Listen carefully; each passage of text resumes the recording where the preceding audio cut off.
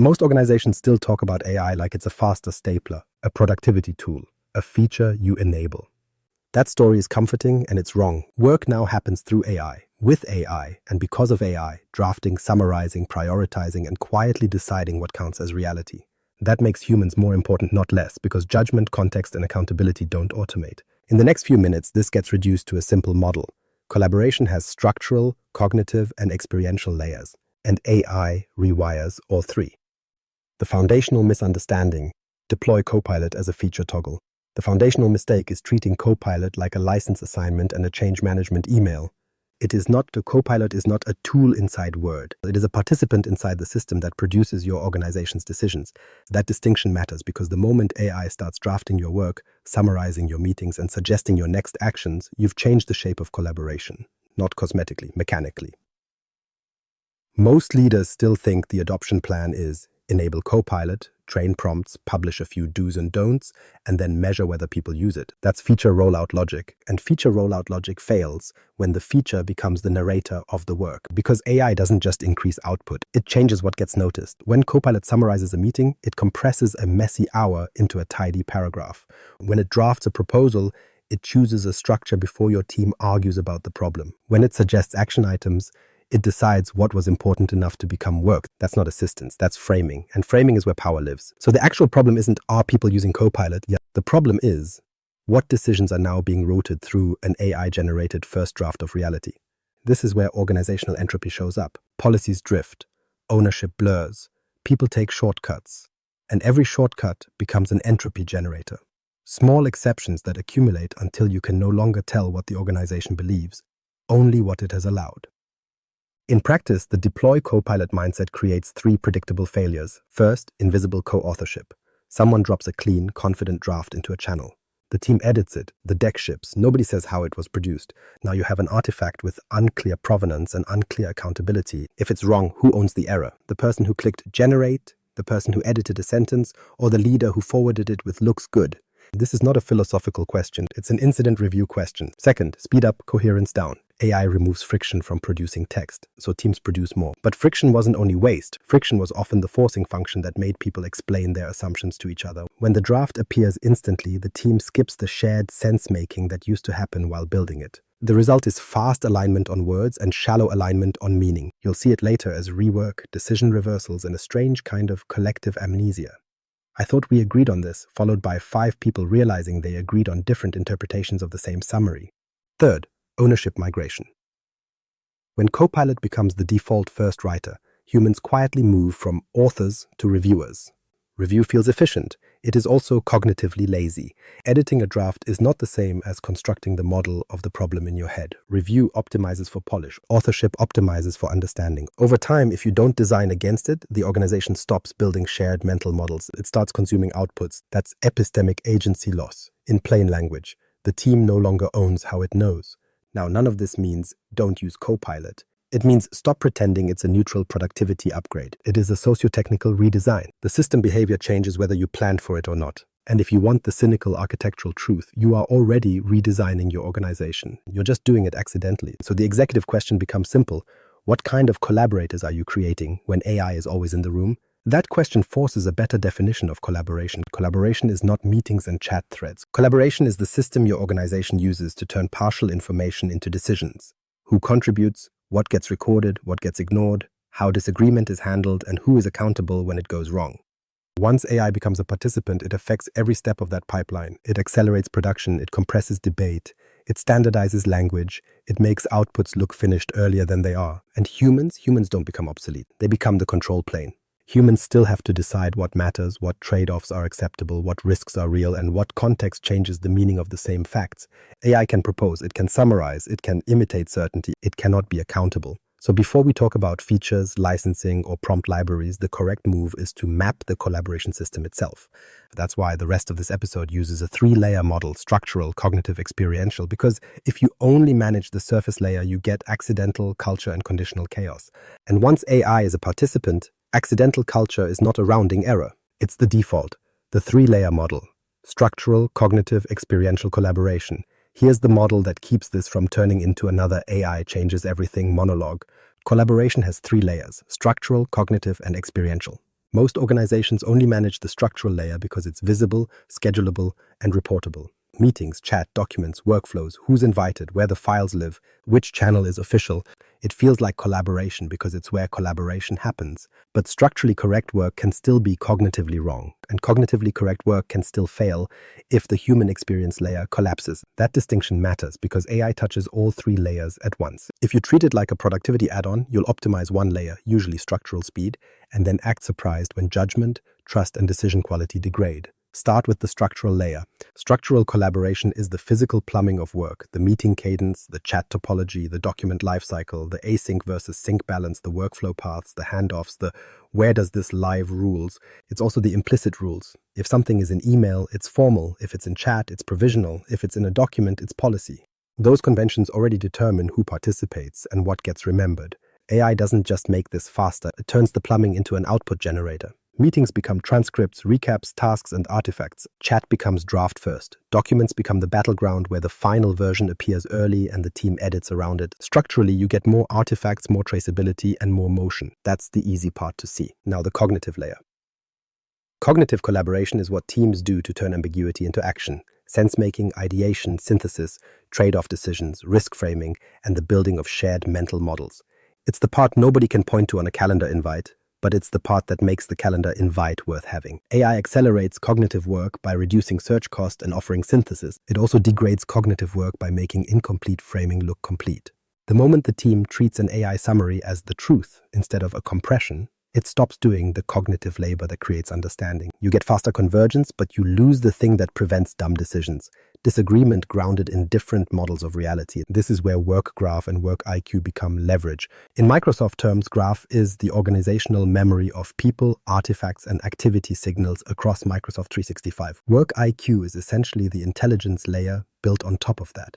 Access plus memory plus inference. It's how Copilot stops being generic and starts being contextually dangerous. Because when the system has context, it can route work more effectively. And when it routes work more effectively, humans are tempted to stop thinking about why it routed it that way. So the cognitive layer is not use Copilot to brainstorm. The cognitive layer is preserve epistemic agency.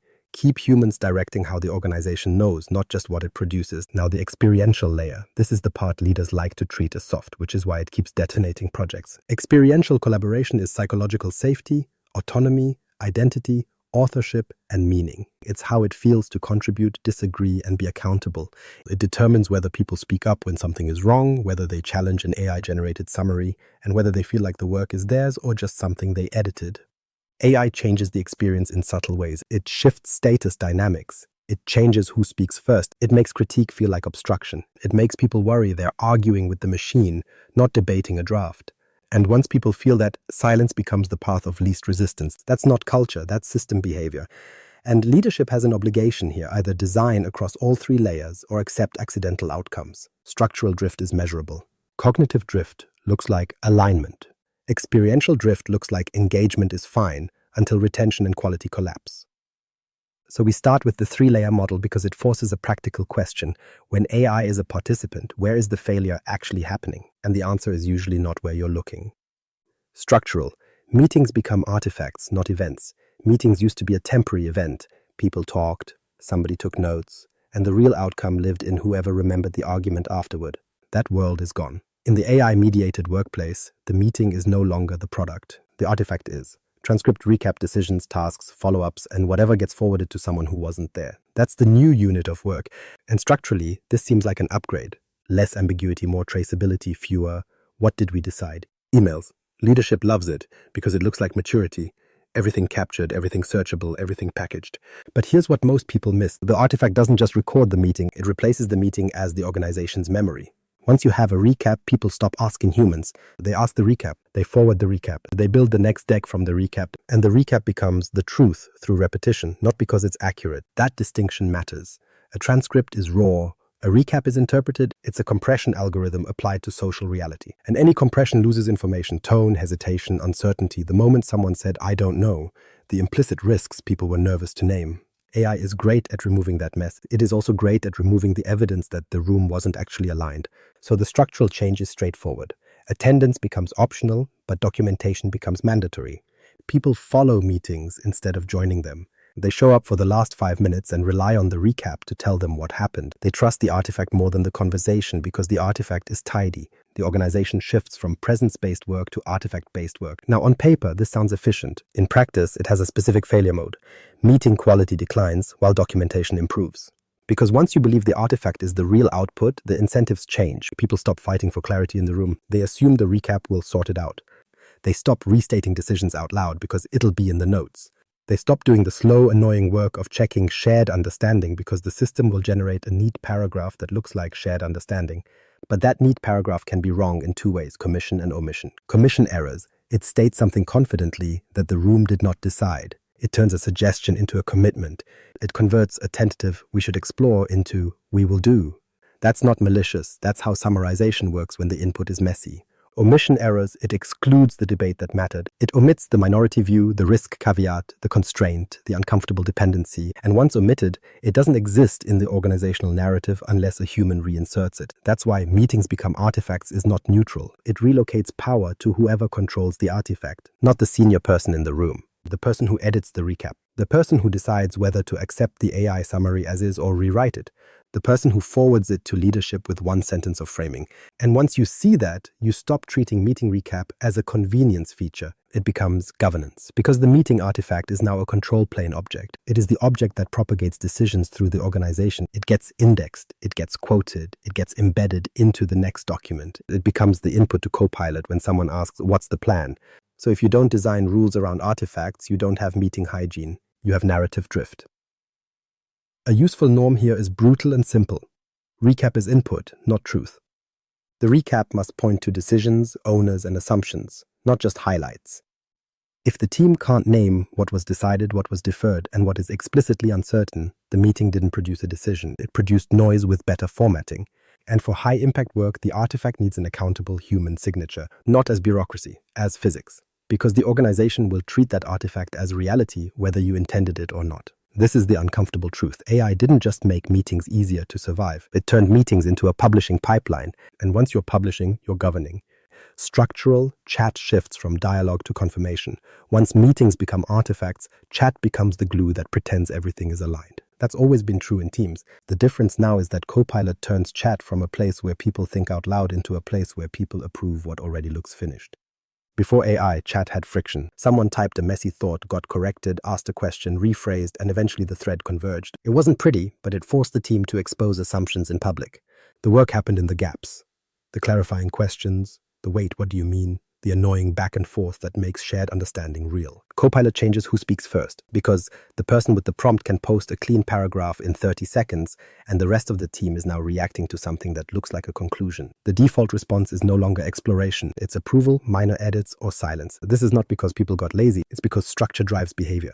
And when the first message is polished, disagreement feels like slowing down, not improving the work. Here's what most people miss. Chat isn't a conversation layer anymore. It's an authorization layer. Threads compress. People stop asking questions because questions now look like incompetence. Or worse, they look like resistance to efficiency. Instead of "what are we optimizing for?" you get LGTM. Instead of "what are the trade-offs?" you get a thumbs-up reaction. And the organization mistakes that for alignment. It's alignment on text, not alignment on meaning. This is where accountability starts to blur in a very specific way. Authorship becomes untraceable. In a draft-first world, you can usually point to the author. In a Copilot-first world, you can point to the messenger. Those are not the same thing. The person who posted the message may not have written it, may not understand it, and may not agree with the implications. They may simply be the one who could get a coherent paragraph out of the system fastest. So you get a new role in the organization, the prompt holder.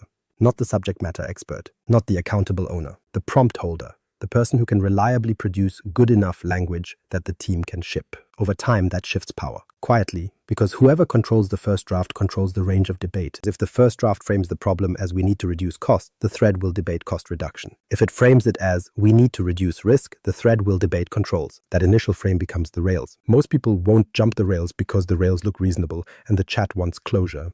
This might seem backwards, but the fastest way to suppress dissent is to make the proposal look complete. And Copilot is excellent at completeness. Now add another structural drift. Chat becomes the place where decisions get made without decision structure. People will say, well, if nobody objects by EOD, we'll proceed. That's a normal async pattern. But in an AI-mediated environment, the proposal that nobody objects to is often an AI-generated synthesis that feels authoritative. So silence becomes consent to the machine's framing, not consent to a human plan. And the moment you normalize that, you've created conditional chaos.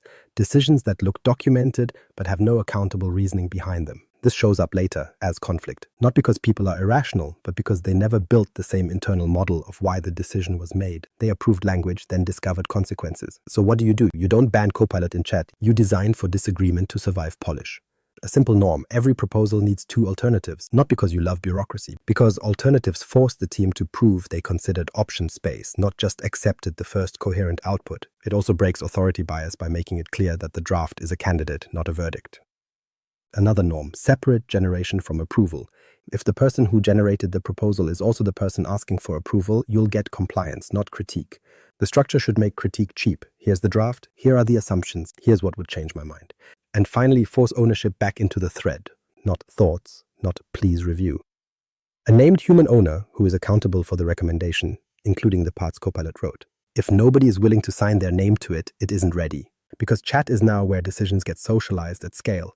And if chat becomes a confirmation engine, it will manufacture agreement faster than your organization can manufacture understanding. That's not collaboration, that's throughput disguised as consensus. Structural, draft-first collaboration becomes the default. Once chat becomes a confirmation layer, documents become the battlefield, because documents are where the organization pretends thinking happened. AI accelerates that pretense. The new default is draft-first collaboration. A good enough version appears instantly, and everyone moves into edit mode. Not because the team agreed the problem is understood. Because the artifact exists, and artifacts create gravity. The uncomfortable truth is that writing the first draft used to be the cognitive tax that paid for clarity. Someone had to decide what the problem was, what the structure should be, what evidence mattered, and what they were willing to claim. That process forced internal coherence before external polish. Copilot removes that tax. So the organization pays a different cost. It starts optimizing for refinement instead of reasoning. Editing is not thinking, it's post-processing. It can improve a document. It can also conceal that nobody actually formed a shared model of the problem. Here's what it looks like in real life. A strategy deck shows up with a clean narrative arc, headings that sound authoritative, and a set of recommendations that feel complete. The team spends an hour rearranging bullets, tightening language, and adding a chart. The deck is done. But the team never argued about what the deck should be true about. They argued about how it should sound. This is where coherence drops while throughput rises. And leaders love it at first because the pipeline feels faster. Fewer meetings, faster drafts, cleaner outputs. But the system behavior is different. The work has moved upstream into framing, and the framing just got outsourced to a probabilistic narrator. That distinction matters because the first draft sets the constraint boundaries. It decides what gets included as a category, what gets labeled as a risk, what becomes an assumption, and what never gets mentioned. And once the first draft exists, most teams won't rebuild it from scratch. They'll patch it. Patching feels efficient. Patching is also how technical debt accumulates. Draft-first collaboration produces cognitive debt the same way. Small omissions in problem framing that accumulate until you get a decision that looks rational but doesn't survive contact with reality. There's another structural side effect that leaders underestimate. Learning loops shorten.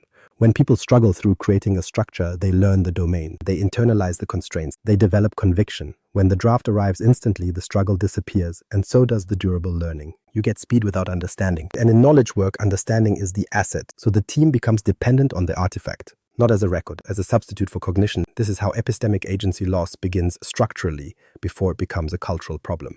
The organization stops building internal models and starts consuming external ones. Copilot becomes the default mechanism for starting. Humans become the mechanism for finishing. That sounds harmless until you realize what finishing work selects for: tone, formatting, and plausibility. Not truth, not trade-offs, not risk appetite. In other words, you can ship a beautifully edited hallucination. Now, this isn't a claim that Copilot always produces wrong content. It's a claim about what happens when the organization treats the first draft as the real start of thinking. It converts exploration into optimization, and optimization is only valuable after you pick the right objective function. Most teams never explicitly pick it. They inherit it from the draft. So the design response is not ban AI drafts. The response is to enforce intentional friction at the framing stage. A simple rule that works: no editing until the problem statement is human-authored and agreed. Not long, 2 paragraphs. What decision is being made, what constraints are real, what would make the recommendation unacceptable. If humans can't write that in plain language, the work isn't ready for drafting. It's ready for thinking. And then, when the draft exists, force the team to surface the hidden structure, assumptions, alternatives, and risks. Because AI loves to give you a single coherent story. Excellence requires the discipline to ask, what story did we not tell? That's the transition into the cognitive layer where Copilot stops being an assistant and becomes a co-author of how the organization thinks. Cognitive Copilot is a cognitive co-author, not an assistant. Okay, so basically, the moment Copilot writes the first coherent version of your idea, it's no longer helping you type. It is co-authoring your cognition. Most people hear that and assume it's philosophical. It isn't. It's mechanical. The system changes the order of operations. First, you struggled to form a model, then you wrote. Now you generate a model-shaped artifact, then you decide whether you agree with it. That swap sounds harmless until you ask what your organization is optimizing for. Copilot reduces search cost. It can pull relevant threads, summarize prior work, synthesize across documents, and propose structure faster than a human team can assemble it. In Microsoft's ecosystem, this works best when the system has access to organizational context: people, files, meetings, and activity signals. That's the work graph and work IQ story, access plus memory plus inference. And yes, that context makes outputs more relevant. It also makes the output feel like it knows.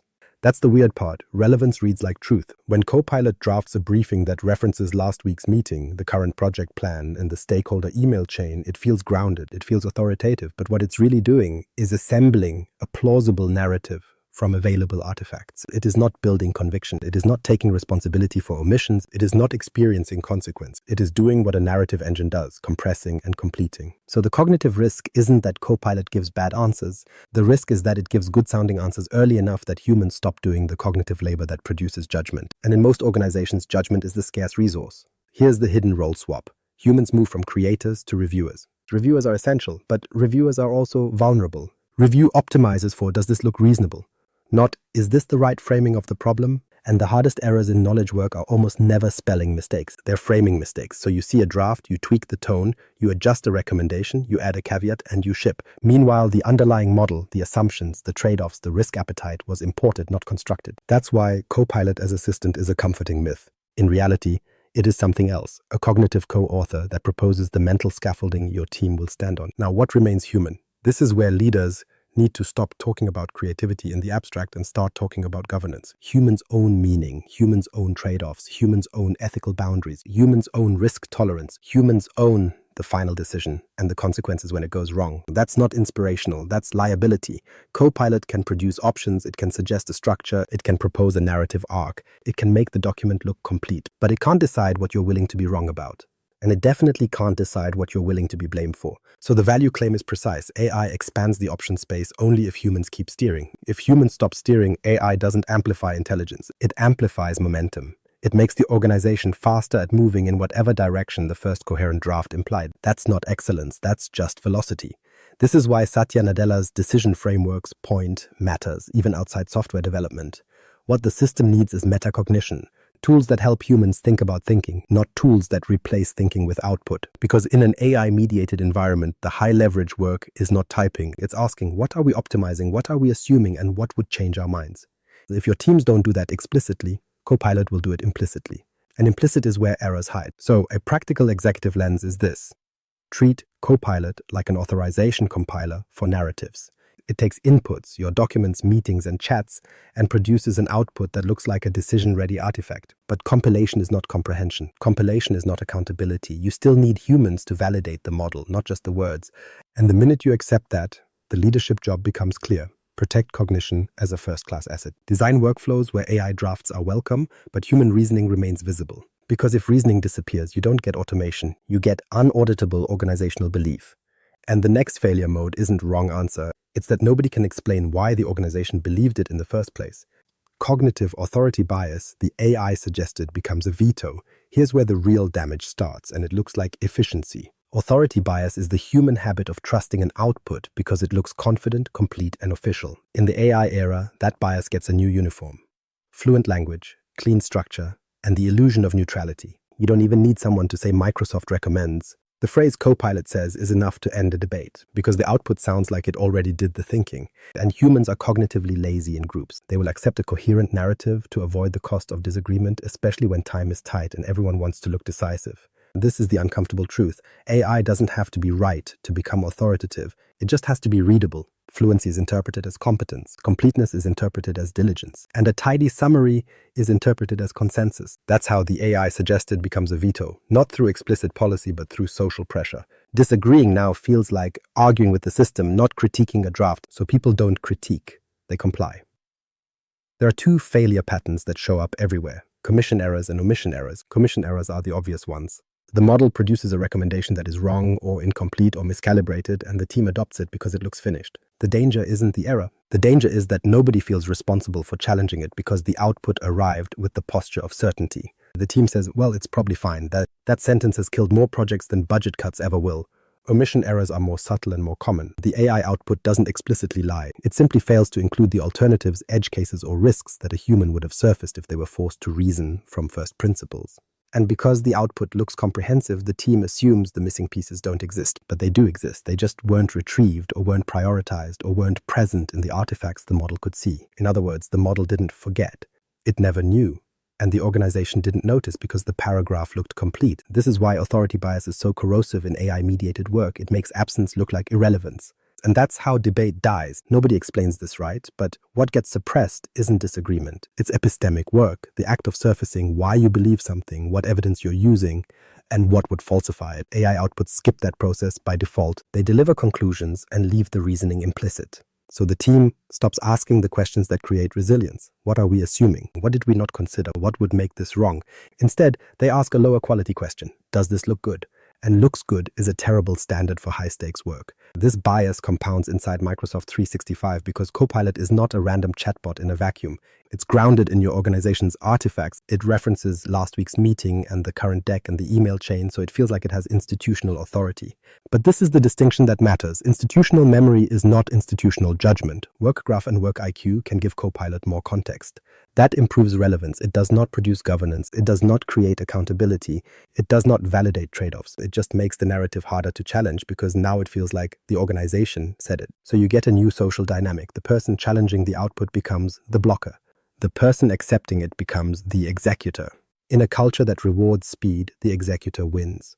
Over time, the organization trains itself to treat AI outputs as defaults and human critique as friction. That's backwards. And if you let it run, your decision quality becomes probabilistic. Not because the models are probabilistic, because your humans stopped behaving like reviewers of truth and started behaving like editors of plausibility. So what's the design move? You make authority explicit and you downgrade it on purpose. A simple norm, AI suggested, is never a justification, it's a starting point. If the recommendation matters, the human owner must restate the reasoning in their own words, with assumptions and trade-offs, and be willing to sign their name to it.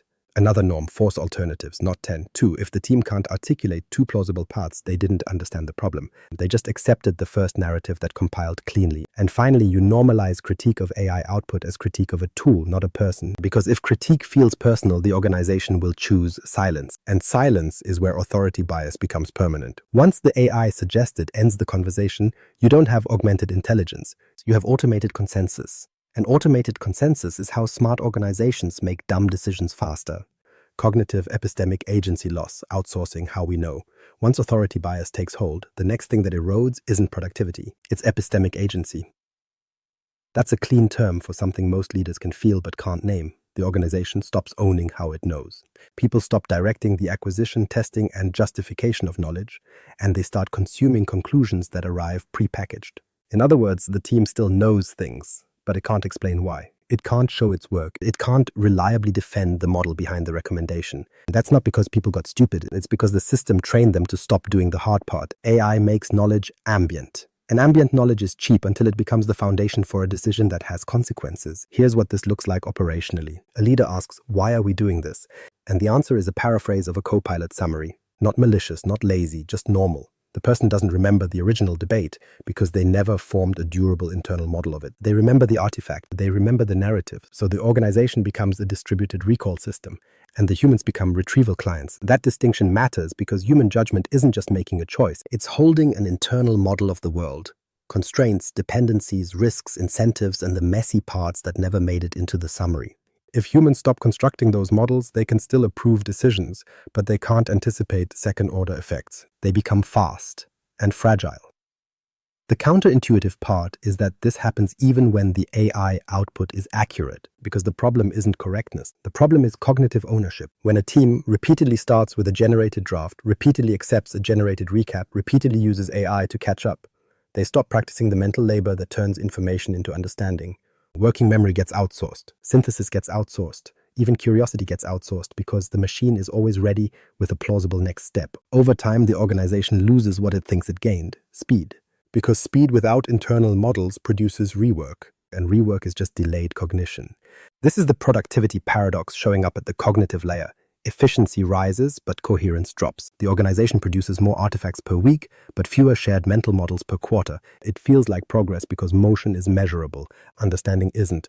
Now put this inside Microsoft 365. The work graph is effectively the organization's memory of people, meetings, files, and activity signals. Work IQ builds an intelligence layer on top. Access, memory, inference. That's what allows Copilot to generate a briefing that feels like it's inside your business, not outside it. And when that works well, it's intoxicating. You stop searching, you stop asking people, you stop reading the raw sources, you stop rederiving context, you accept the synthesis. That's where epistemic agency dies. The organization no longer insists on primary artifacts, it insists on summaries. And summaries are not knowledge, they are a claim about knowledge. So the risk becomes specific, dependency on an unauditable narrator. Not unauditable because Microsoft didn't build logging. Unauditable because the human workflow stops preserving the reasoning traces that made the conclusion defensible. The system can show you what it cited, it can show you what it wrote. It cannot show you what the team believed, what the team rejected, and why. Those things live in human cognition, or they evaporate.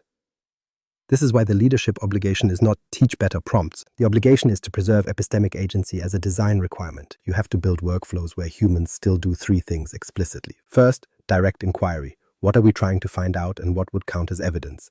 Second, test claims. What assumptions are embedded in this narrative and what would falsify them? Third, own conclusions. Who is accountable for this decision and can they restate the reasoning without leaning on the AI suggested? If your organization can't do those three things, it's not an AI problem. It's a governance failure. And it gets worse in groups, because groups will always default to the path of least resistance. The least resistance path is accepting a clean narrative that reduces tension. It avoids conflict, it avoids embarrassment, it avoids the cost of being the person who says, I don't think we know that. But that cost is the price of excellence. So here's the line you want to remember. Copilot can accelerate knowledge work. It cannot replace epistemic responsibility. If you allow your organization to outsource how we know, you don't become modern. You become a high-throughput rumor mill with better formatting. And once that happens, every other control you think you have, policy, training, culture, becomes cosmetic. Because the organization's truth pipeline is now optimized for plausibility, not for understanding. That's the real risk. Cognitive work graph, work IQ, context becomes the product. Once epistemic agency starts eroding, leaders reach for a fix that sounds sensible. Fine, we'll improve the context. That's where work graph and work IQ enter the story. And yes, in Microsoft terms, graph is the organizational memory, people, meetings, chats, documents, relationships, and activity signals. Work IQ is the intelligence layer that sits on top. Access plus memory plus inference. It's what makes Copilot stop sounding generic and start sounding like it attended your meetings. But here's the architectural reality. Once context becomes machine-readable, context becomes the product. Not the spreadsheet, not the deck, not the transcript. The context. Because the value of an AI system in the enterprise isn't it can write. Any model can write. The differentiator is whether it can retrieve the right internal state, assemble the right narrative, and route the right next action without you spelling it out. That's what Work IQ is designed to do. And it changes what organizations fight over. In a pre-AI workplace, teams fought over outputs, whose deck, whose notes, whose decision memo, whose version is current. In an AI-mediated workplace, teams start fighting over the underlying context, which artifacts are visible, which are authoritative, which are tagged, which are discoverable, and which are buried in private chats and personal OneDrives, because the machine can only summarize what it can see. So the organization quietly shifts from write better to curate better, from produce to index, from share to shape. That distinction matters because curating context is power. If your project's artifacts are clean, well-linked, and consistently located, Copilot will make your project look coherent. If your work is fragmented, ambiguous, or scattered across informal channels, Copilot will make your project look incoherent. Not because reality changed, because visibility changed. So the work graph becomes a narrative engine and Work IQ becomes a narrative accelerator. which sounds fine until you remember narrative is not truth. Work IQ will infer, it will rank, it will prioritize, it will compress, it will act like a helpful librarian with a sense of urgency. And the organization will treat that ranking as an objective description of what matters because it's surfaced inside the flow of work. This is the danger. Inferred truth becomes operational truth. Someone asks Copilot, what's the status? And it responds with a crisp summary grounded in the latest email thread and the most recent doc edit. That answer will get forwarded, it will become the update, it will drive next steps, even if it missed the real blocker because the blocker lived in a hallway conversation, a side chat, or a meeting where nobody saved the decision log. So leaders think they are buying intelligence. They are buying a new dependency. The organization's ability to know becomes constrained by what the graph contains, which means the hard work is not deploying Copilot. It's engineering the organization's memory so it doesn't lie by omission. And that brings us back to why humans become irreplaceable. Humans are the only part of the system that can interpret context, not just retrieve it. A graph can tell you that two people met. It can't tell you that one of them left unconvinced. It can tell you a document was edited. It can't tell you the edit was political, not technical.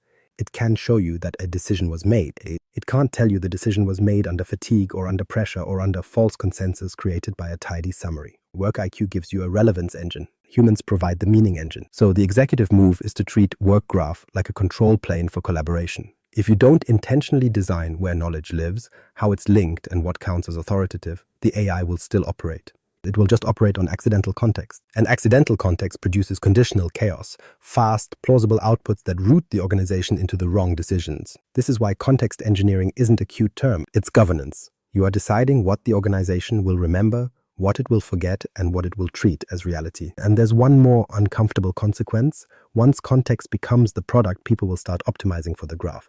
They will write for retrieval. They will perform clarity. They will over-document to be visible. They will shape artifacts to influence how Copilot summarizes them.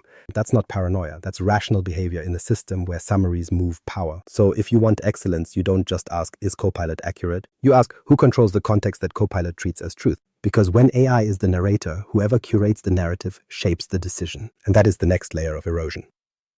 Power dynamics. Whoever curates the narrative shapes the decision. So now the real game emerges, and it isn't technology, it's power. Not the theatrical kind, the quiet kind, who gets believed, who gets cited, and whose version becomes the starting point for the next decision. In AI-mediated collaboration, power shifts toward whoever curates the narrative. Not necessarily who knows the most, not necessarily who's highest in the org chart, the person who controls what gets captured, summarized, forwarded, and framed. Because the organization doesn't run on truth, it runs on the story that feels true enough to act on. Before AI, narrative control was expensive. You needed time to write the update. You needed status meetings to socialize it. You needed someone to take notes. You needed the political capital to tell the story and keep it consistent across conversations. Now, narrative control is cheap. A recap can be generated in seconds. A status update can be synthesized from 10 threads. A leadership brief can be created from a folder of documents.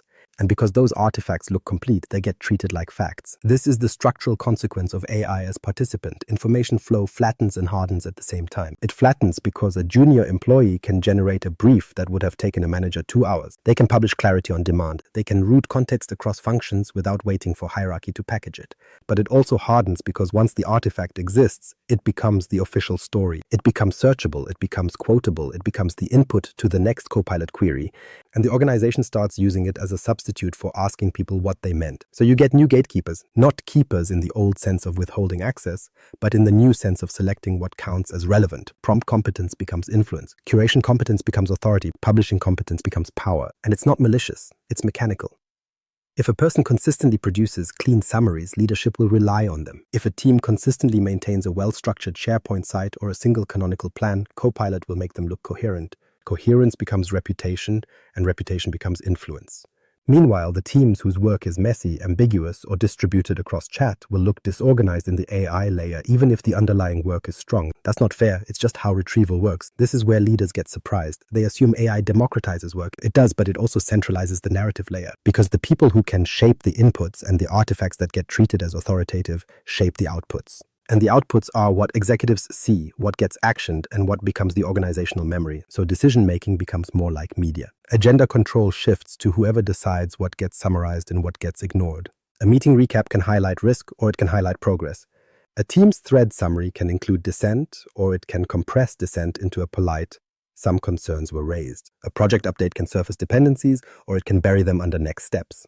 Same meeting, same facts, different narrative, and the organization will act on the narrative, not on the raw transcript that nobody reads. This is why recap is input, not truth, wasn't a cute norm. It was a governance requirement. Because once AI accelerates narrative production, the cost of rewriting reality drops and the incentives to do it rise. Now add the psychological piece. People feel this shift before they can describe it. They'll say things like, decisions are being made without us, or I don't recognize our work in that summary, or we keep getting surprised by what leadership thinks is happening. That's not drama. That's the lived experience of narrative drift. So the leadership risk is specific. Power shifts without governance, and the organization confuses that shift for progress because the artifacts look better.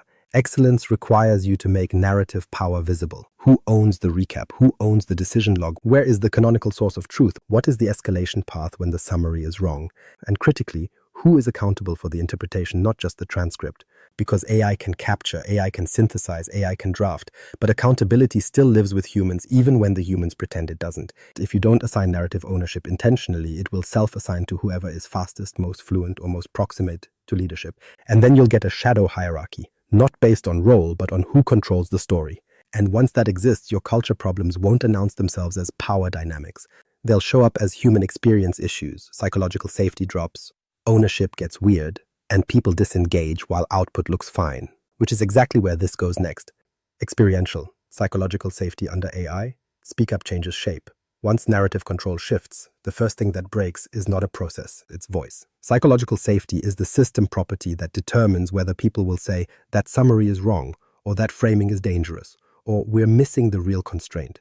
In an AI-mediated workplace, speak up doesn't disappear. It mutates. It becomes more costly, more ambiguous, and easier to punish without anyone admitting they punished it. Before AI, challenging a person was socially risky, but at least the target was clear. You could disagree with Mark's interpretation of the meeting. You could argue with Sarah's proposal. You could ask for evidence. And the room understood the game. Humans disagree, humans negotiate. Now, the challenge often targets an artifact that looks official. A recap, a synthesized thread, a recommended next step. The output arrives with a calm, neutral tone, and that tone changes the social meaning of dissent. Critiquing it feels less like, I have a different view, and more like, I'm disputing reality. That distinction matters, because teams don't experience AI output as someone's draft. They experience it as the system speaking, and people have been trained for decades to treat systems as objective, so the psychological cost of disagreement rises even when the disagreement is correct. This is where the fear shifts. It's no longer only fear of being wrong in front of peers. It's fear of being wrong versus the machine, fear of looking slow, fear of looking like the person who doesn't get it, and fear of challenging an artifact that leadership might already have read and forwarded. So what happens? People stop challenging outputs directly. They route concerns sideways. They DM a colleague. Is it just me, or is that recap missing the main issue? They rewrite a sentence quietly instead of raising the underlying disagreement. They accept the summary but try to fix it later in the document. They delay because delay is safer than open dissent. This is how errors become durable. Because the one thing that prevents narrative drift is visible dissent at the moment the narrative is formed. When dissent goes private, the organization loses the corrective mechanism. The artifact propagates, and the people who know it's wrong assume someone else will handle it. Nobody does. Now add the identity threat. In draft-first environments, critique already feels personal because the artifact represents someone's competence. AI intensifies that because the person who posted it may have invested status into it. I produced the clean version.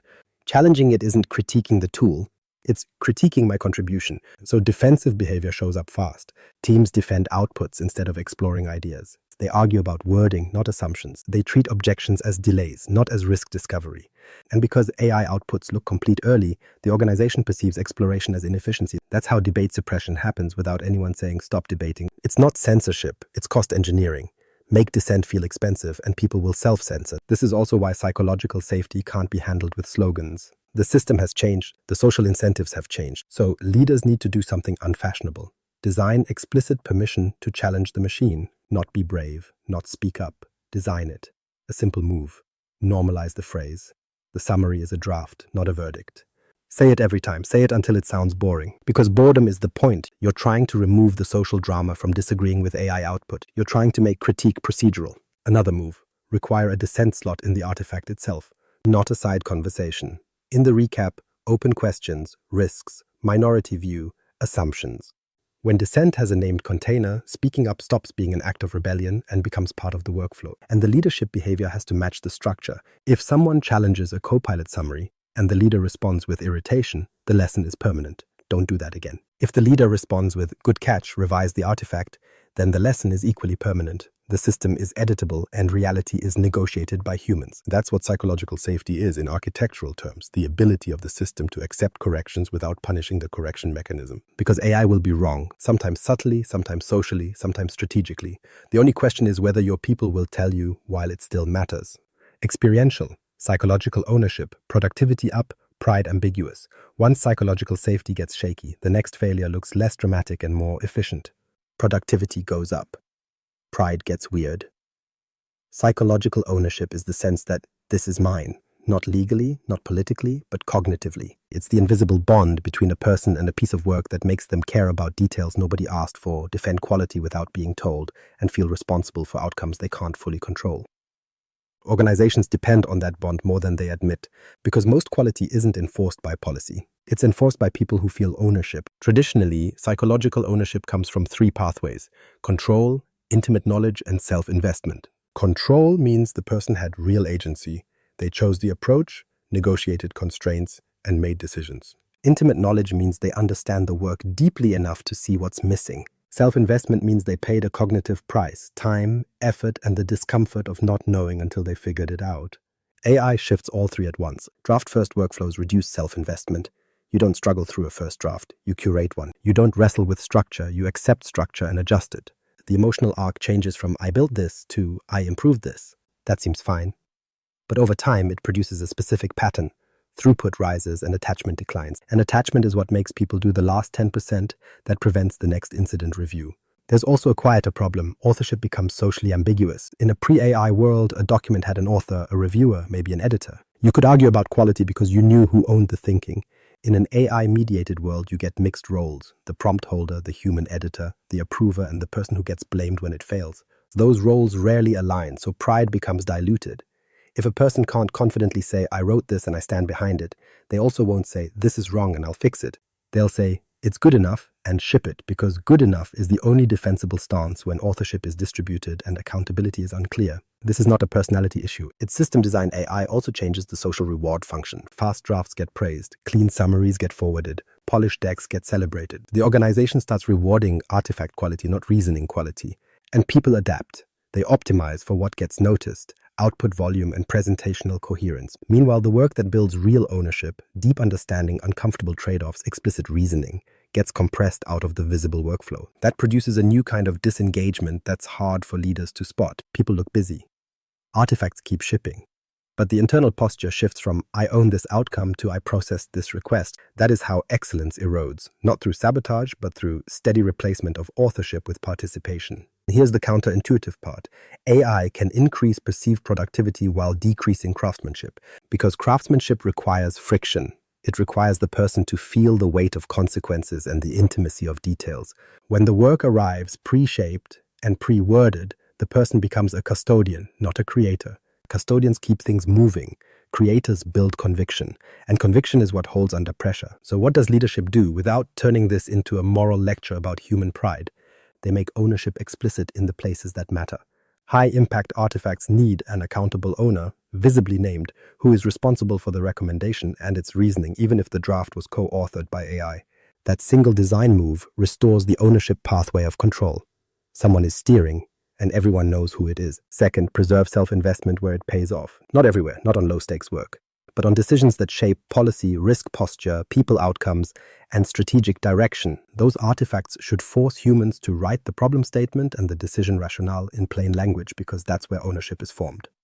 Third, treat AI contribution as normal but not invisible. Invisible co-authorship destroys pride and accountability simultaneously. If the organization normalizes Copilot wrote it as a shameful secret, people will hide it, and then nobody can calibrate trust. If the organization normalizes it as disclosed tooling like using Excel, then people can still own the outcome without pretending they typed every word. That's the practical truth. AI doesn't remove the need for human ownership. It removes the default conditions that used to generate it. And if leaders don't rebuild those conditions intentionally, they won't get a workforce of empowered superworkers. They'll get a workforce of high-speed editors who don't feel the work is theirs, right up until something breaks and everyone asks, "Who approved this?" Viva Insights. Signals as insight, not surveillance. Now, leadership typically responds to all of this with the same reflex: measure it. And yes, measurement matters, but in the AI era, measurement is also a weapon. So if you don't understand what you're measuring and how people will experience it, you'll turn insight into surveillance in about 3 weeks. That distinction matters. Viva Insights sits right on that fault line. It analyzes collaboration patterns from Microsoft 365 signals, meetings, email, chats, calls, focus time, after-hours activity. It can surface trends at the individual level, the manager level, and the organizational level, usually with privacy protections like aggregation and de-identification. The intent is reasonable, show you where collaboration is degrading performance and well-being. But the system behavior is predictable. If leaders treat the dashboard as a control panel for people, people will treat the system as an adversary. So the first principle is simple. Viva Insights is not a productivity scoreboard. It's a drift detector. It detects collaboration debt, overload, fragmentation, shallow async, meeting sprawl, after-hours creep. And in an AI-mediated workplace, those patterns can get worse while output volume looks better, because Copilot can keep shipping drafts even when humans are exhausted. That's the whole problem. Throughput can mask strain. Signals make the hidden cost visible, but signals don't explain causality. If a team has high meeting hours, the dashboard can show it. It cannot tell you whether those meetings are waste, governance, crisis response, onboarding, or actual decision work. If after-hours work rises, Viva can flag it. It cannot tell you if it's a temporary surge for a launch or a structural failure in staffing or a cultural addiction to responsiveness. So the executive job is interpretation, and interpretation is human. This is where the privacy boundary is not a legal detail, it's the product. Leaders must be explicit. The purpose of these signals is to improve the system, not to punish individuals. Because the moment employees believe these metrics affect performance evaluation, you've created two outcomes. People will hide their work, and your data will get worse. The system will still show improvement. It will be lying. And this is where AI changes the stakes again. Once Copilot becomes a co-author, you can't manage collaboration by counting artifacts. You have to manage it by watching the conditions that produce coherent thinking, protected focus time, real debate, clear decision structures, and norms that keep accountability visible. Viva Insights can help you see whether those conditions exist. For example, are meetings shrinking but chat volume exploding? That often means decisions moved into async without the structure to support them. Are employees in constant interruption patterns? Meetings, notifications, context switching every few minutes? That tells you the cognitive environment is hostile to deep work, and AI will simply paper over the damage by generating good enough outputs while understanding declines. Are managers spending their week in meetings, leaving no time for coaching? That's not a wellness problem. That's a leadership throughput problem. The most dangerous leadership move is to treat these dashboards as proof that a Copilot rollout worked. Adoption and impact are not the same thing. High usage can mean value. It can also mean dependency. It can also mean people are using AI to survive the collaboration chaos you refuse to fix. So the correct posture is signals are prompts for inquiry, not verdicts.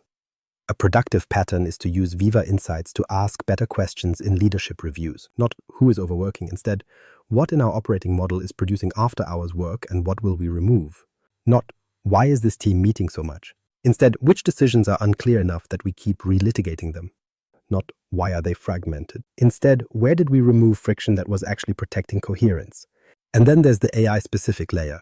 If the system starts generating more recaps, more summaries, more drafts, you should expect the organization's sense of progress to rise, even if decision quality is decaying. Viva's value is that it can show the mismatch. Efficiency rising, but focus time collapsing. Meeting countdown, but network fragmentation up. Outputs up, but burnout signals up. That's your early warning that you're not building excellence. You're building conditional chaos at scale. So if you're going to deploy Viva Insights in an AI era, you need one non-negotiable governance rule. Treat the data as feedback, not control. Use it to redesign work, not to police workers. Because the second you weaponize signals, people will stop being honest, and the platform will faithfully optimize you into a false sense of stability. And that's the fastest way to lose the one thing AI cannot replace: humans willing to tell you the truth.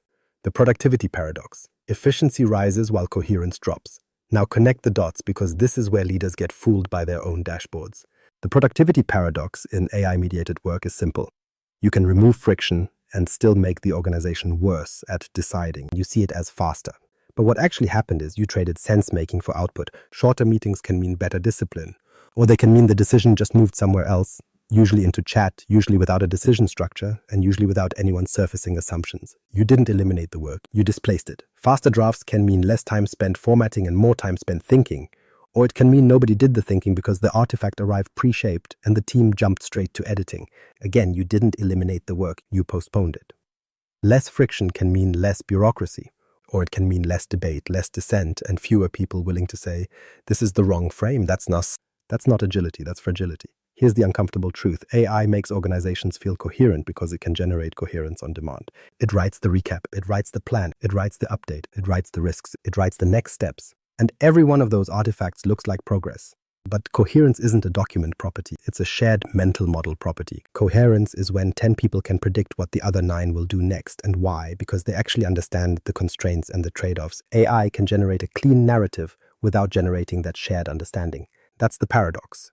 Your output quality goes up while your collective cognition gets thinner. You see the symptoms later, not immediately. You see rework, not because people are incompetent, but because they never aligned on meaning. You see decision reversals, not because leadership is fickle, but because the first decision was made under a false sense of consensus created by tidy summaries and polished drafts. You see alignment language everywhere. We're aligned, we're on the same page, and then 2 weeks later you realize nobody was. They were aligned on text, not on intent.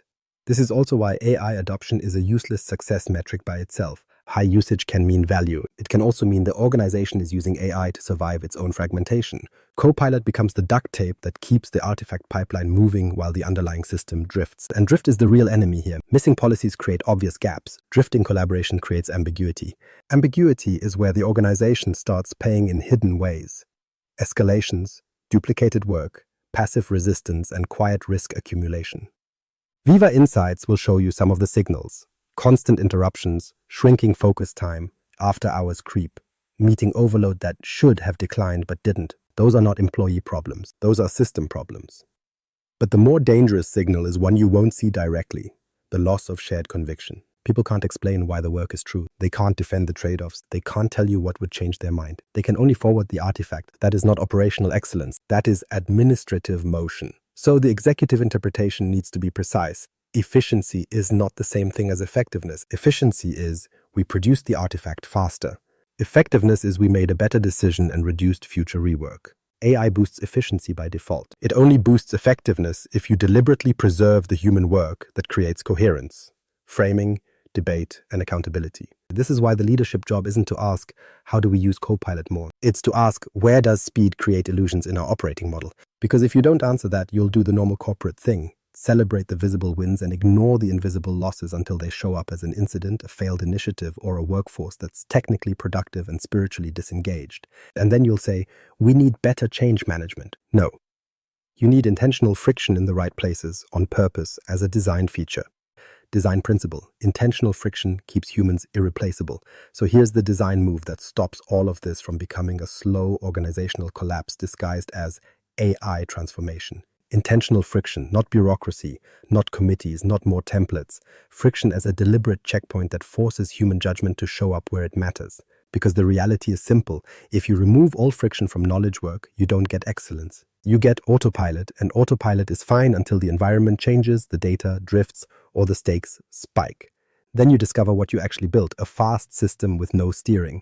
Intentional friction is the steering. It's the set of points where the system refuses to proceed without a human doing the hard cognitive work, framing, trade-offs, and ownership. This is where leaders need to stop romanticizing speed and start treating it as a risk factor. Speed compresses time for disagreement. Speed compresses time for sense-making. Speed compresses the space where someone can say, wait, are we sure we're solving the right problem? And in AI-mediated workflows, that space is the only thing preventing a coherent draft from becoming a coherent mistake. So friction has a definition in this context. A purposeful delay inserted at decision-critical moments to preserve epistemic agency. That means friction is not evenly distributed. You don't add it everywhere. You don't slow down low-stakes work. You don't make people defend every email. That's how you turn a good idea into performative governance. You reserve friction for high-impact work, policy, strategy, risk posture, people decisions, external messaging, and anything that becomes precedent. Everything else stays fast. Because the point isn't to protect humans from work. The point is to protect the organization from unowned decisions. Here's what most people miss. The irreplaceable human isn't the person who can write. It's the person who can be held accountable for a claim. AI can generate an answer. Only a human can own the consequences. So your friction points should line up with consequence. And there are 3 friction mechanisms that work because they're structural, not motivational. First, the framing gate. No AI draft becomes the working artifact until the problem statement exists in human language. 2 paragraphs. What decision is being made, what constraints are real, and what failure looks like. Not what success looks like, failure. Because that forces risk appetite into the open. If the team can't write that, they don't understand the work yet. Second, the alternatives requirement. Every consequential recommendation must include at least 2 plausible alternatives with a sentence on why each was rejected, not 10 alternatives. 2. The goal is to prevent first coherent story wins from becoming the operating system. This is how you keep debate alive without turning every meeting into philosophy. Third, the reasoning trace, not chain of thought from the model. Human reasoning trace assumptions, inputs, and the one thing that would change the decision. If this goes wrong, the postmortem shouldn't be the AI hallucinated. It should be, we accepted a claim without validating the assumptions. That's the accountability loop. Now notice what this friction does. It doesn't block AI, it disciplines AI. It preserves the human contribution that AI cannot replicate, epistemic responsibility. And that's why it keeps humans irreplaceable, because the organization becomes explicit about where the human role is mandatory, not as a vibe, as a control. This is also where Viva Insights and Work IQ become complementary rather than distracting. Work IQ improves relevance. Great, that makes the drafts better. Viva Insights shows you where the system is overloading humans so badly that they'll accept anything that looks finished. That's the environment your friction has to protect against. If people are interrupted constantly, they will skip the friction unless it's enforced by workflow. So the leadership job is to insert friction where it can't be socially bypassed. Put it in the artifact, not in the meeting. Make it a required section in the decision memo. Make it a required field in the project template. Make it the norm that a recap without assumptions is incomplete. Because humans don't consistently do hard things due to inspiration. They do them because the system expects it. And if you design it correctly, something counterintuitive happens. You get faster over time. Not because you moved faster in the moment, but because you cut rework, decision reversals, and downstream confusion. You trade a small intentional delay upfront for a large reduction in entropy later. That is what excellence looks like in an AI-mediated workplace. Not more output, more owned decisions. Case study, productivity went up, confidence went sideways. A case makes this real, because otherwise it sounds like philosophy, and executives don't fund philosophy. This was a knowledge-heavy team. Strategy, policy, stakeholder comms, the kind of work where the output looks like words, but the real product is judgment. They adopted Copilot in the predictable way. Meeting recaps, drafting, summarizing long threads, and accelerating first versions of briefs. Nobody tried to automate the business. They just tried to save time. And they did. Time to first draft dropped sharply. Work that used to take half a day to get into a presentable shape now landed in minutes as something editable. Meetings got shorter because everyone assumed the recap would catch what they missed. People felt relief. Leaders saw movement. The artifact pipeline looked cleaner. Then the side effects showed up quietly as downstream cost. The first symptom wasn't errors. It was weaker debate. The team stopped arguing early because the AI output arrived early. And once a coherent narrative exists, the social pressure is to edit, not to reframe. So conversations shifted from what are we really trying to decide into can we tighten this language, from what's the risk we're accepting to does this read well? That's where confidence went sideways. Not confidence in Copilot, confidence in the work. People started shipping things they couldn't fully defend. When asked, why are we recommending this? The answer became a paraphrase of the draft, not a reconstruction of the reasoning. Nobody was lying, nobody was being lazy. They were behaving exactly how a draft-first system trains humans to behave. Accept, polish, forward. The second symptom was summary dependence. Leaders started reading recaps instead of attending, which is fine, until the recap becomes the official memory. The recap got forwarded. It became what we decided even when it wasn't. And because the recap looked neutral and complete, challenging it felt like challenging reality. So dissent moved to side chats. People tried to fix misunderstandings later, in private, after momentum already moved. The third symptom was ownership ambiguity. In the old workflow, one person wrote the memo and everyone knew where the thinking lived. In the new workflow, the memo started as AI, got edited by 2 people, approved by a third, and then shipped. When it was good, credit dispersed. When it was wrong, accountability became a group shrug. Not because anyone avoided responsibility, but because the system diluted authorship so effectively that nobody could point to the moment where the organization actually decided. That dilution matters because high-quality work depends on someone feeling, this is mine. Over a few weeks, the team's output volume went up, but their shared mental model got thinner. They began to see rework. Stakeholders asked the same questions repeatedly. Decisions got revisited, not because the plan changed, but because the original rationale never existed in a way the team could reproduce under pressure. So they intervened, not by banning Copilot, by installing friction in exactly 3 places. First, they separated generation from approval. Copilot could draft anything, but nothing moved forward until a named human owner rewrote the problem statement and the decision rationale in plain language from scratch. 2 short paragraphs. If the owner couldn't do that, they weren't ready to ship. This wasn't punishment, it was a diagnostic, comprehension check before momentum. Second, they required alternatives. Every recommendation needed two plausible paths with explicit trade-offs, not a long list. 2. This forced the team to demonstrate they understood the decision space instead of accepting the first narrative that compiled cleanly. Third, they created a lightweight decision log, not meeting minutes, decisions, what was decided by whom, what assumptions it depended on, and what would change it. That last part mattered more than people expected, because it reintroduced epistemic agency. Here's what we believe, and here's what could falsify it.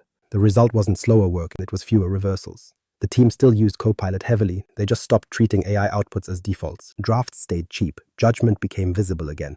And once judgment was visible, confidence came back because people could explain their own decisions without leaning on the machine as a shield. That's the lesson. Productivity gains are real, but unless you redesign for ownership, you'll trade time saved for coherence lost, and you'll pay it back with interest. Leadership rule: make AI visible where accountability matters. So the case study lands on the real lesson. You don't need less AI. You need less invisible AI, because invisible co-authorship creates the perfect corporate escape hatch. Output with no author, decisions with no owner, and a trail of "the system said" when someone asks what happened. That's why the leadership rule is blunt. Make AI visible where accountability matters, not in every trivial email, not in every internal chat, but in the artifacts that carry consequence. Strategy decks, policy changes, customer-facing statements, performance messaging, incident communications, risk decisions, and anything that becomes precedent. If the organization can't see where AI participated, it can't calibrate trust, it can't audit reasoning, and it can't assign responsibility without turning every post-mortem into a blame seance. Visibility is governance, it's not etiquette. Start with the first ban. Ban the invisible co-author. If a key artifact was materially generated by Copilot or another model, the artifact needs a simple disclosure line. Not performative, not apologetic, just factual.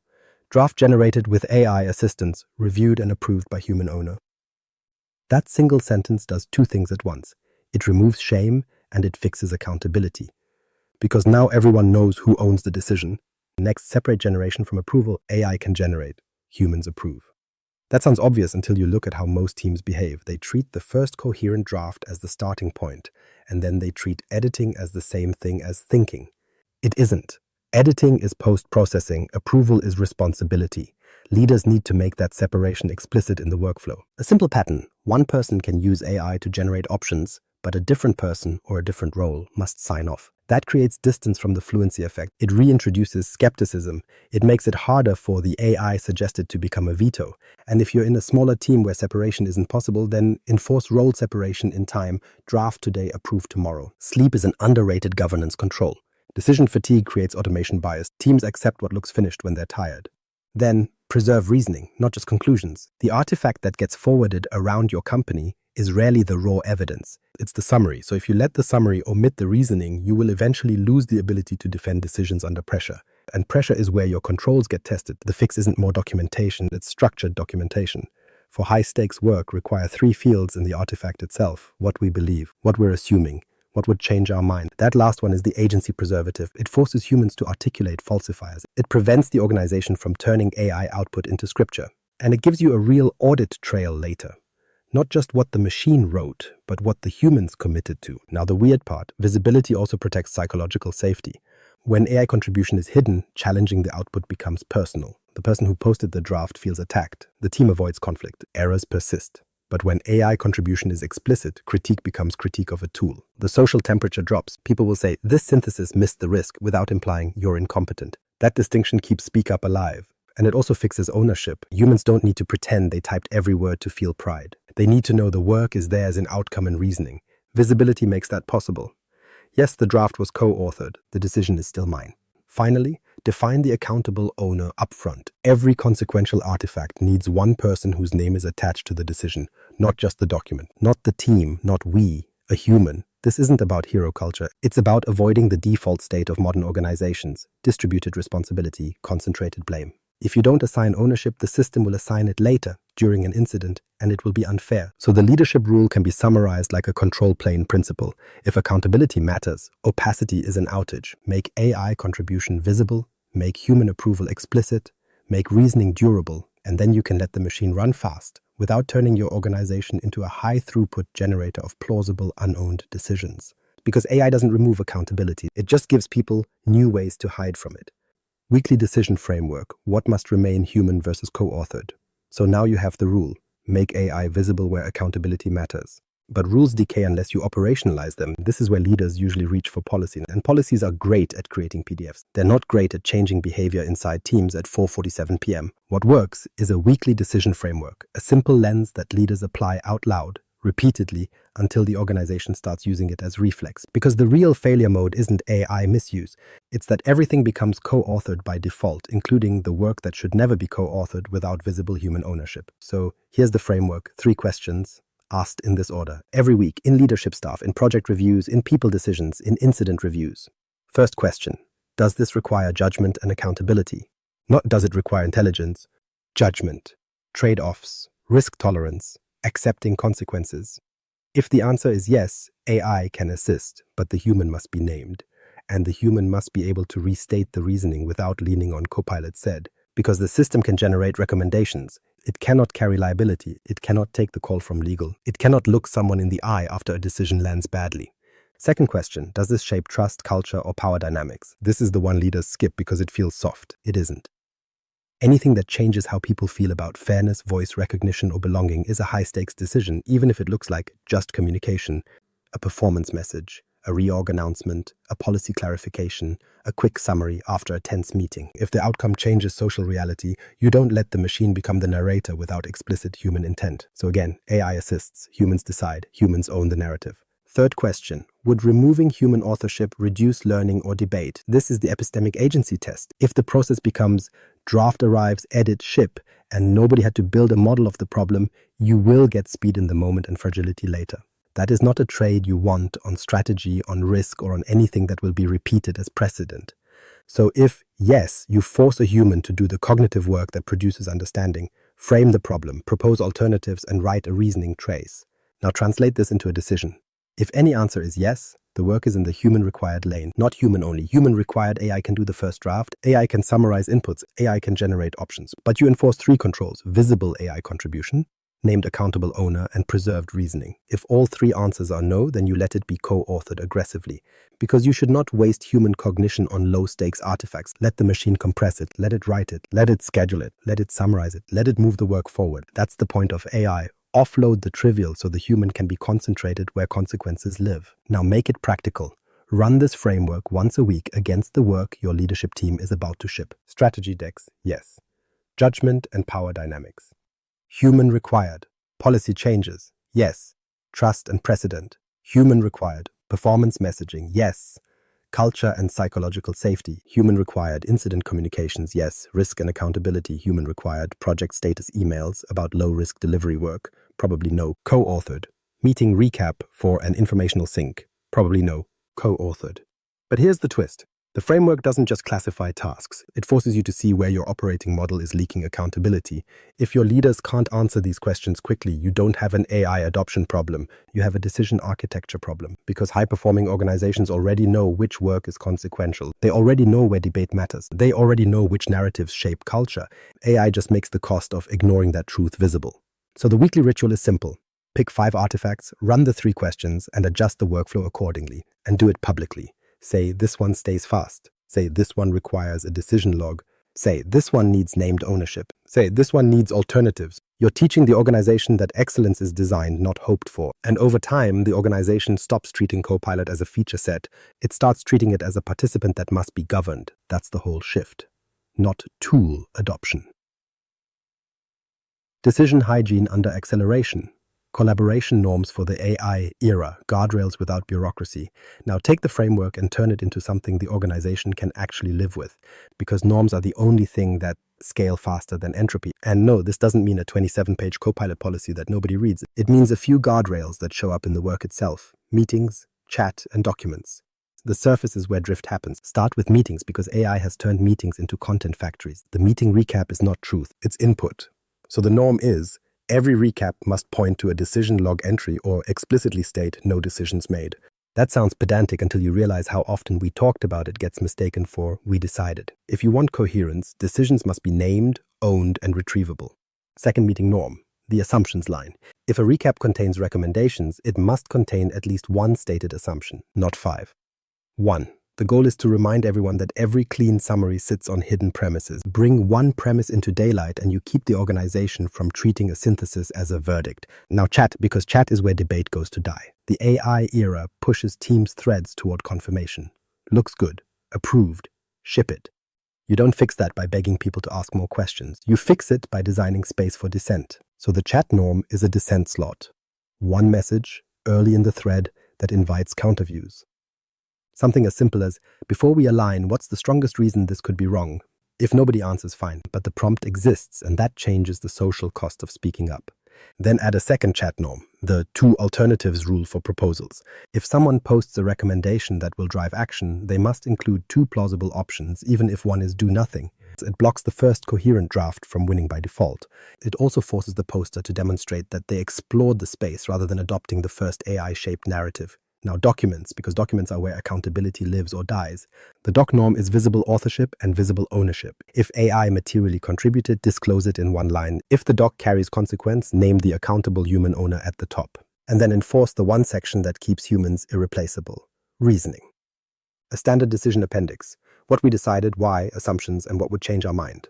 Not a novel, a few bullets. You're not documenting for compliance. You're documenting so the organization can reconstruct its own thinking later, under pressure, without relying on Copilot's memory as the source of truth. And for work graph, work IQ specifically, treat discoverability as a governance surface, not an IT optimization. Canon matters, location matters, linking matters. If work lives in 10 places, the graph will tell 10 inconsistent stories. So the norm is one canonical location for the plan, one canonical location for the decision log, and one canonical place for risks. Not because SharePoint is holy, because retrieval systems punish fragmentation. Now the last norm is leadership behavior, because everything else collapses without it. Reward intelligent disagreement. Not performative contrarianism, intelligent disagreement, alternative framing, surfaced risks, explicit trade-offs, and punish silence by default. Not by shaming people, but by refusing to accept artifacts that contain no assumptions, no alternatives, and no accountable owner. That's what designing for excellence actually means. The system refuses to move forward without visible human judgment where it matters. These norms aren't bureaucracy, they're entropy controls. Because the platform will keep accelerating, Copilot will keep drafting, Work IQ will keep ranking, Viva Insights will keep surfacing signals. None of that slows down. So you either install small, intentional constraints now, or you accept conditional chaos later, fast outputs, plausible summaries, and unowned decisions that drift until something breaks. Conclusion. The question leaders can't outsource. AI doesn't make humans obsolete. It makes human judgment, context interpretation, and accountability the only scarce resource that still matters. If you want this to work at scale, subscribe to CTS and become a member on Spreaker to get the podcast ad-free and keep going with the full episode where we break down the operating model in detail. Because the real leadership question isn't how do we deploy Copilot? It's this. What kind of collaborators are you designing your organization to produce?